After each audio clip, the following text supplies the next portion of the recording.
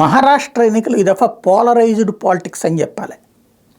క్రిందటిసారి Bharatiya Janata party శివసేనని ఇద్దరి కూటమిని ఎన్నుకున్నారు. ఈవెన్ పార్లమెంట్ ఎన్నికలలో అవతల వాళ్ళకి సింగిల్ డిజిట్కి పరిమితం చేశారు అక్కడ ప్రజలు. ఉత్తరప్రదేశ్ తర్వాత అత్యధిక సీట్లు ఉన్నటువంటి రాష్ట్రం. అలాంటి చోట్ల వచ్చినటువంటి సమస్య ఏంటంటే గెలిచిన తర్వాతన 104 స్థానాలు బీజేపీకి, అప్పుడు ఇద్దరి మధ్యన అసెంబ్లీ స్థానాల్లో తర్వాత పొత్తు పెట్టుకున్నారు. అసెంబ్లీ స్థానాల్లో ఇద్దరి మధ్యన కుదుర్చుకున్న ఒప్పందం ఏంటంటే 50-50 పోటీ చేయాలని, చురక 50% సీట్లు, ఎవరు ఎక్కువ సీట్లు గెలిస్తే వాళ్ళు ముఖ్యమంత్రి అభ్యర్థి అన్నటువంటిది. అక్కడ 104 దాకా బీజేపీ గెలుచుకుంది. అదే సందర్భంలో ఇటు వీళ్ళు వచ్చేటప్పటికి 57 దగ్గర పరిమితం అయ్యారు.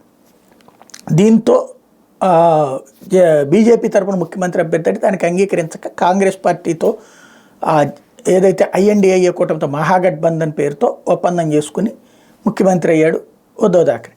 సీన్ కట్ చేస్తే ఆ తర్వాతన ఇటు షిండే చీల్చాడు పార్టీని, శివసేనని. అదే సందర్భంలో కాంగ్రెస్ ఎన్సీపీని, శరద్ పవార్ పార్టీని అజిత్ పవార్ చీల్చాడు. ఇప్పుడు వీళ్ళందరూ జట్టు కట్టి ప్రస్తుతం ప్రభుత్వం వీళ్ళ చేతిలో ఉంది. ఇప్పుడు ఈ కూటమిని అంటే ప్రజలు ఎన్నుకున్న కూటమిని చీల్చి కొత్త కూటమిని కట్టినటువంటి నేపథ్యంలో బీజేపీని అభిమానిస్తారా లేకపోతే వాళ్ళని అభిమానిస్తారా? ఒక్కటి మాత్రం ఖాయం, ఈ దఫా మహారాష్ట్ర పార్లమెంట్ ఎన్నికల్లో ఎవరికి మెజారిటీ వస్తుందో రేపటి అసెంబ్లీ ఎన్నికల్లో వాళ్ళకే మెజారిటీ వస్తుంది. ఎందుకంటే క్రిందటిసారి కూడా అదే జరిగింది. పార్లమెంట్ ఎన్నికల్లో గెలిచిన వాళ్ళకి అసెంబ్లీ ఎన్నికల్లో గెలిచారు.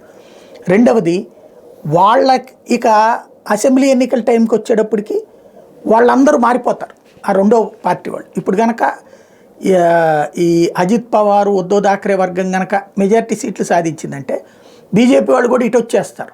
లేదంటే ఇటు బీజేపీ కూటమి కనుక గెలిస్తే ఇక ఇది ఖాళీ అయిపోయినా ఆశ్చర్యపోనక్కర్లేదు. ఎన్సీపీ, కాంగ్రెస్ పార్టీ, శివసేన, ఉద్ధవ్ ఠాక్రే వర్గం శాంతం ఖాళీ అయిపోయి పూర్తిగా బీజేపీ కూటమితో నిండిపోయినా ఆశ్చర్యపోనక్కర్లేదు.